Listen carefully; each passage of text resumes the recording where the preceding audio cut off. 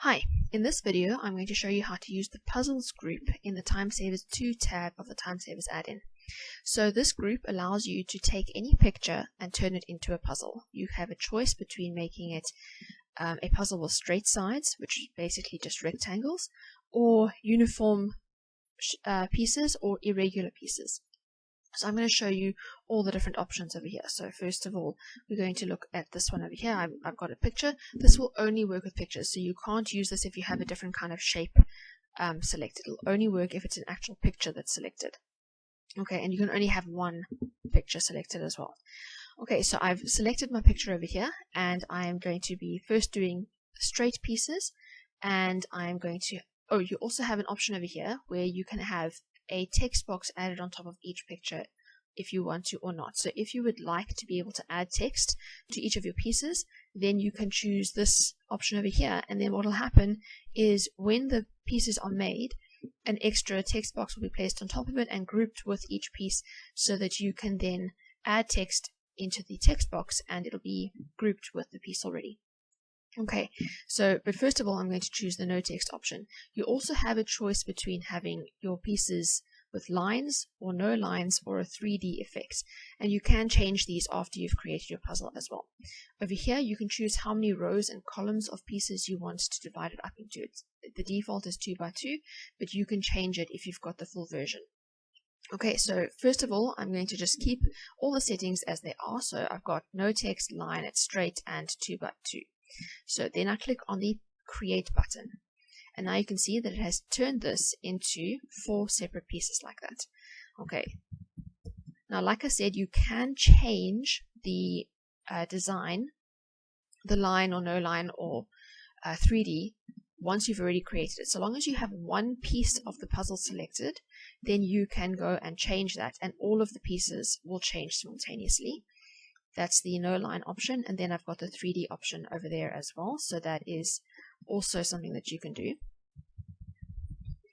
Then if you want to customize it even further, what you can also do is you can click on this button over here. If you've created ones with text, this is more important. If you haven't, then you can actually just select all of them and you can go and change the formatting yourself, but it's more difficult to do if you've got text boxes on top, because it's then more difficult to get to the puzzle pieces underneath the text boxes, and that's why I've got this button over here, which I'll show you when we have an example like that. Okay, so that is the straight pieces. So now I'm going to undo and I'm going to start again. Now just be aware, if you are working on a PC, then the undo button works fine, you can just undo, but if you're working on a Mac, unfortunately I'm limited by what code works on a Mac, and in order to get the puzzle function to work properly on a Mac, I had to use different code for the Mac. The add-in should detect if you're on a Mac or on a PC and use the appropriate code for the machine that you're working with. But if you're working on a Mac, the way it works is it does each step of the puzzle creation as like a separate thing, and then so when you want to undo, it tries to undo each thing individually. So if you are working on a Mac, just be aware of that, because undoing is going to be more difficult. If you're making a puzzle with a lot of pieces, then it's going to take a lot of undoing to undo the whole process of making that puzzle, and you may not be able to get back to what it was before. So what I would recommend is anytime you want to make a puzzle, make sure that you save your presentation and you make sure that you are happy with everything before you make the puzzle, and that you save the presentation in the state that it's in before you make the puzzle, and then if you do need to undo making the puzzle, just delete it and then put the picture in again and redo the puzzle if you're wanting to. Unfortunately, I'm limited by what Mac allows, and that's just the way PowerPoint on Mac works. Is the code that I was able to use on PC did not work on a Mac, so I had to have a different workaround, and I did, but it is limited in what it can do. So please just be aware of that. Unfortunately, there's nothing I can do about it. So on a PC, you can just undo. So if you've created your puzzle, you can just undo and it will put it back to the original picture. But on a Mac, it takes a lot more undoing to get it back to what it was originally. It's easier to just delete the picture, the puzzle pieces, and put the picture back in and start again. Okay, then the next thing I want to show you is that you can, so I'm going to undo that, and I'm starting to drop my picture back again. So now I'm going to go and do a different design. So I've got the uniform over here. So now for uniform, basically all of the pieces will have the same size knobs and dips, or whatever you want to call them. Okay, so now when I create this, now part of my undoing did also undo the change that I made and put it back to lines. So even though it shows 3D over here, it actually has gone back to lines. So just be aware of that. If you undo after changing a drop down, then it won't look like it's undone over here, but it has actually undone. So if I were to make my picture without changing it back to line, it would still have a line effect. It wouldn't have the 3D effect. So just be aware of that. Okay, so I am now going to go and I'm going to make this a no line one, and I'm going to do uniform, and I'm going to have no text. So I'm going to create my puzzle. Now you can see I've got my puzzle pieces like that, and all of the knobs are the same sort of shape as each other. All the horizontal ones are the same shape, and all the vertical ones are the same shape. Okay, but now I'm going to create an irregular one so you can see the difference. So for irregular, it looks like this. So let me put, this time I'm going to have a line so you can see it more easily. And now you can see here I've got a very wide knob, here I've got a smaller knob, here this one's a little bit more difficult to see, and this one is smaller than that one. Okay, so when you do the irregular, all the pieces will have completely unique shapes to each other. Okay, so if I do that again, it'll be different again to what it was last time. Okay, they will also be pointing in different directions, whereas in the uniform one, it'll always be the same sort of design, shape pieces. Okay, so that's how it works when you are creating puzzles that have no text. I also want to quickly show you, so let me just show you, you can change the number of pieces that you're going to create your puzzle for. So I can create a puzzle with 10 rows and 10 columns if I wanted to, and create, and then it just takes a little bit longer because it's doing a lot more processing, and now I've got 100 pieces in my puzzle, like that.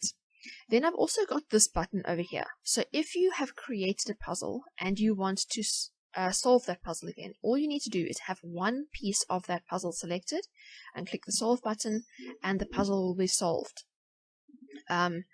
So that is something that you can do if you would like to as well. Okay, then now I'm going to go and show you. So let's take this one, and I'm going to make 3D effect, and this time I'm going to do it with, I'll make it 4 and 4, and I'm going, and you can have different number of rows and columns, obviously they don't have to be the same as each other. Okay, and I'm going to do it with text this time. So now you can see what's going to happen when I have text included. So I'm just going to make it straight for now, and I'm going to click on create. So now when it creates this, you can see that now I have actually got a text box, or a transparent shape that has been placed on top of that piece, which means that I can go and add text if I want to, which I would not be able to do on a normal picture. You can't add text to a normal picture. So if I had taken this away and I just tried to add text to this, it doesn't work. It just gives me an error sound. Okay, because you can't add text to a picture. So that's why I've done this, where you can add a text box on top of the picture, and then you can add text to that picture if you want to. So each piece you can add text to if you would like to, which then is automatically grouped with the piece. But now this does mean that it's a bit difficult to format these pieces if you are wanting to do that. So if you're wanting to, it's not difficult if you want to just use one of the defaults that I've got up here. You can still do that. Okay. But say you want to have the line, but say you decide you want the lines to be a bit thicker or something like that, then what you need to do is you're going to take this button over here. So long as you have one of the pieces selected from the puzzle that you want to format, you click on this button, and now what it does is it's ungrouped all of the pieces and their text boxes that are on top of them, and it has selected the pieces that are underneath the text box. Okay, which are difficult for you to get to on your own. So now, once those are all selected, you can go and then do all your formatting that you want to. So I would go format over here. So I could change the line and I could make it thicker, like that. Or I could change and make it a dashed line if I wanted to, like that. So that's also an option. And then once you've finished and you're happy with the changes you've made, or if you've got the 3D formatting, so let me just go and change this. Okay. Once you're done with that, go and click this button again, and it will then group everything back with the pieces that it was already with. So now, instead of having solid lines, I've got dotted lines. So that could be useful if you're wanting students to cut out the pieces themselves, then you can do that as well. Okay, if you want to change the 3D formatting, so over here I'm going to click on that one. So now they're all 3D again. And now if I wanted to change the depth or anything of the 3D, all I need to do is I click on here, same as I did before. Now I've selected all of those, and then I'm going to go over here to 3D format, and then you can go and play around with it. You can make it higher, you can make the height different, you can change the material, you can make it plastic if you want to, so it's more shiny. So you've got different options of what you can do. So you can format or change the formatting of the pieces to your liking as well. So there are preset ones that I've got over here for you, but if you want to have a little bit more control, you can do that. But in order to do that, if you've got text boxes on top, you need to use this button to be able to get to the pieces underneath the text boxes.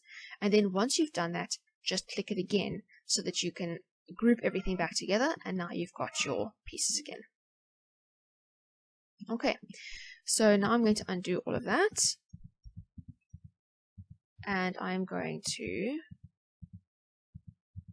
create a new puzzle, but this time not with straight pieces. So I'm going to create a puzzle with uniform pieces, and this time I will have 6 columns, and I'm going to have a actually no, I'm going to have a line effect. Okay, so I'm going to create my puzzle, and now you can see that that is my puzzle over there. All the pieces are now separate, and just like I had for the straight one, I have got a text box on top of each one that you can go and add text to. You need to make sure that you've clicked twice so that you select the text box, and then you can type on it. So that is an option that is available for you. Okay, and then I just want to quickly show you another example where you are using the irregular one and having more pieces. So you can see that the pieces are all unique. So I click that to create it, and now you can see all of the pieces are different shapes and sizes. Okay, I hope that that has been helpful. I hope that you will enjoy using this to create puzzles with lots of different pictures, and I hope that you have a fantastic day. Thank you. Goodbye.